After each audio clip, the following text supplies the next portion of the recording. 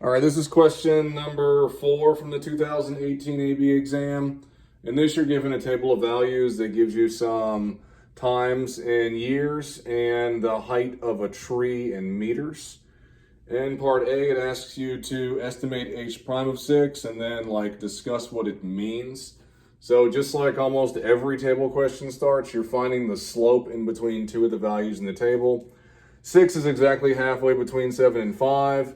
So essentially y2 minus y1 over x2 minus x1, except for with t's and h's, gives you 5 halves. Okay, and so if that table of values right there is talking about the height of the tree in meters, well, the rate of change of that would be in meters per year. And since this guy is positive, we can say that at t equals 6, the height of the tree is increasing at 5 halves meters per year. You want to use the correct units of measure there. Okay, you're definitely getting a point for that. Part B, explain why there must be at least one time between 2 and 10 such that h prime of t is equal to 2.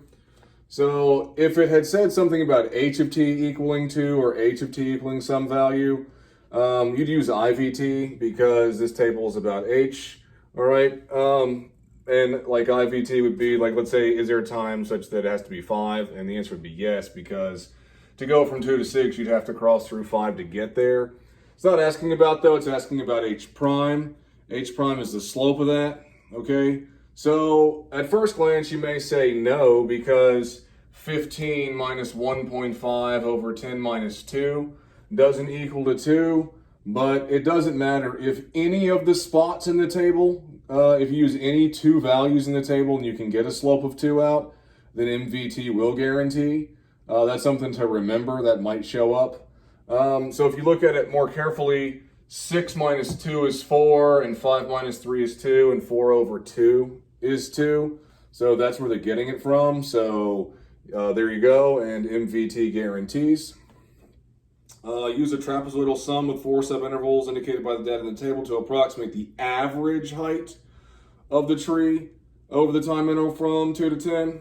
Okay, so remember, if you want the average value of something, you add up all the stuff and divide by how many there are. Well, if I want the average height of this, then I'm going to add up all my heights and divide by how many there are. Or another way to say that in calculus is to do your 1 over b minus a. So the average height is equal to 1 over b minus a. Integrate from a to b. Okay, well, we don't have a function to integrate, which is why we're using trapezoids to sub in for this right here. And then, so that's obviously 1/8. And then remember your trapezoids are sideways. So you've got 1/2 times the height. So that should actually be a 1 right there. Times the height, because that's the distance between your t values. Times 1.5 plus 2 plus 1/2 times that distance is 2. Times 2 plus 6 and etc. If you do your arithmetic correct there, you end up getting 263 over 32 meters. Part D. The height of the tree in meters can also be modeled by the function g, given by this guy, where x is the diameter of the base of the tree in meters. So x is standing for the diameter. When the tree is 50 meters tall, the diameter of the base of the tree is increasing at a rate of 0.03 meter per year.